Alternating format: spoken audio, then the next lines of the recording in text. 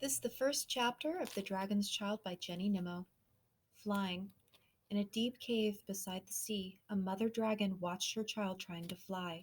It was hopeless. He was going about it in quite the wrong way.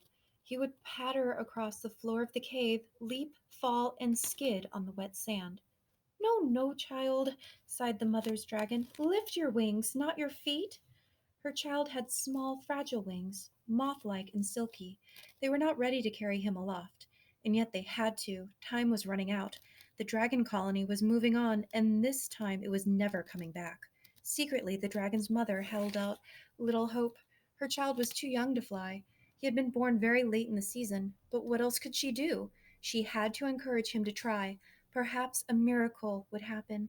The little dragon tried again. This time he bumped into the cave wall and gave a squeal.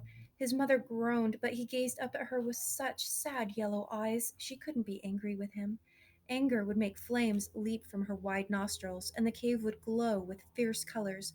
Giant shadows would loom on the streaming walls, and the little dragon would crawl into a corner and cry. He was afraid of fire and shadows, even his own, so his mother bent her neck until her nose was almost touching his, and she said, "Think flying, dear. Let your thoughts run into your wings." "I've tried that," said the dragon's child, avoiding her eye, "but it doesn't work." "Then we'll take a rest and go fishing." She tried to sound patient, but her voice was beginning to take on a rather snappy note, and she couldn't hold back the little jet of steam that shot out of her nose. Her child jumped back, squealing. "Pull yourself together," grumbled his mother. "Sometimes I wonder if you're a dragon or a mouse." And the bridge of her nose crackled with the flames that she was only just managing to restrain. Wounded by his mother's words, the dragon's child turned and ran out of the cave. If only he could practice flying in the open, he thought, he might be more successful. He knew why his mother wouldn't let him. She was ashamed and embarrassed, because all the other dragon children had been flying for months.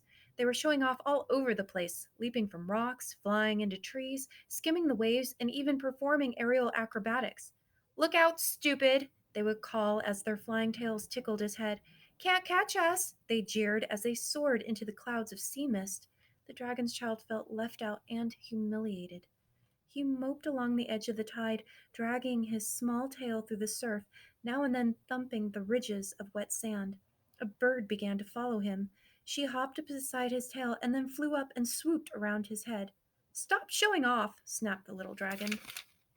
The bird swung out in front of him and landed on the sand a few yards ahead. "I wasn't showing off," she said. "I thought you'd like some company." "I'm rather preoccupied," the dragon's child said loftily, "with my own thoughts." "Can't you fly?" asked the bird, hopping sideways. The dragon glanced at another child wheeling joyfully above the rocks. "Not yet," he replied, "but I'm still very young. I was the last dragon to be born. One day soon I'll fly." "Flying isn't always the answer," said the bird. "My parents could fly, but it didn't save them. They would have been better off breathing fire." The dragon's child noticed that the bird was also very young. Was she an orphan? He couldn't imagine what life would be like without a mother. "What happened to your parents?" he asked. "Doggins," the bird whispered. "Doggins?" The dragon's child sat down with a thump. "Doggins." The very word struck fear into the heart of every creature. Even dragons feared doggins, feared and loathed them, for doggins were wicked animals, utterly without honor. They killed without a reason, hunting in packs, not for survival but for fun. They liked nothing so much as a game of catch and torment. Their bodies were muscled machines, covered in short gray hair, their shape owing more to a panther than a wolf. Their eyes were red dots of fire, and their long, naked noses drooped over awful, razor sharp teeth. Their most deadly weapons, however, were their tails, long, hairless cords, which they whipped round small creatures before swallowing them whole. And even though they were afraid of fire, they would leap on a dragon's back all together and bite him before his flames could reach them. The dragon's child had heard of these terrible battles. His own grandfather, the great Emperor Dando, had been killed in this way. It was an outrage. There had been such a storm of grief-stricken fury, the sky had turned red for a whole season, the sea had become a boiling cauldron, and the Doggins' forest homes had been burned to the ground. The Doggins that survived the fires had retreated deep, deep into the forest. They hadn't been seen since. "Are they back then?" asked the dragon's child. "Are they here, near our caves, in the trees?" He looked around fearfully. I don't know where they are now, said the bird.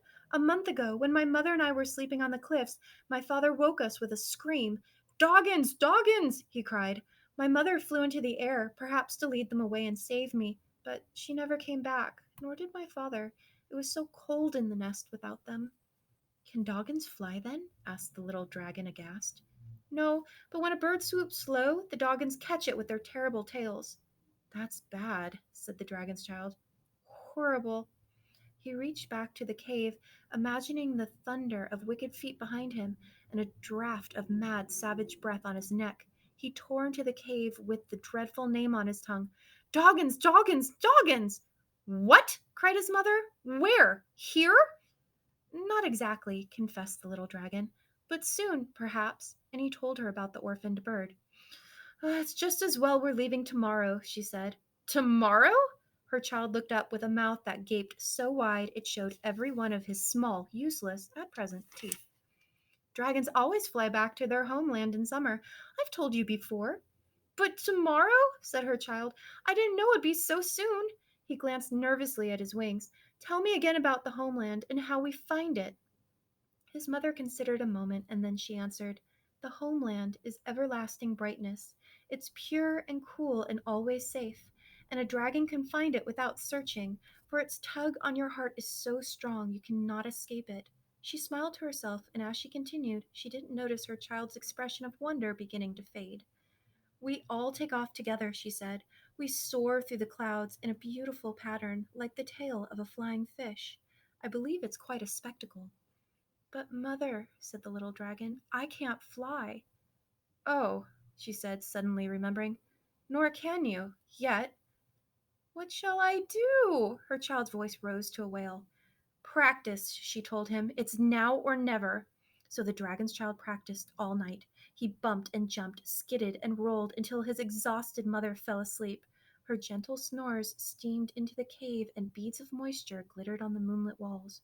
And still the little dragon jumped and leapt until every part of him was bruised and aching, while on a ledge above the cave, the orphan bird listened to his efforts, wondering how she could help him.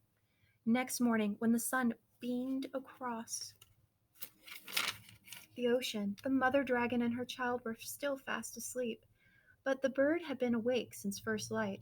The tall cliffs echoed with the slap and thrash of waves and the scream of seabirds. The bird stood up and preened her feathers, and as she did so, something caught her sharp eye. Far, far out, a dark shape moved on the horizon. The bird watched, motionless. She had never seen a ship, never heard of one, but her fragile bones rang with fear, and she uttered her first warning call, a sound she had learned from her parents, for she knew that this dark thing, riding the ocean, carried something just as dangerous as Doggins.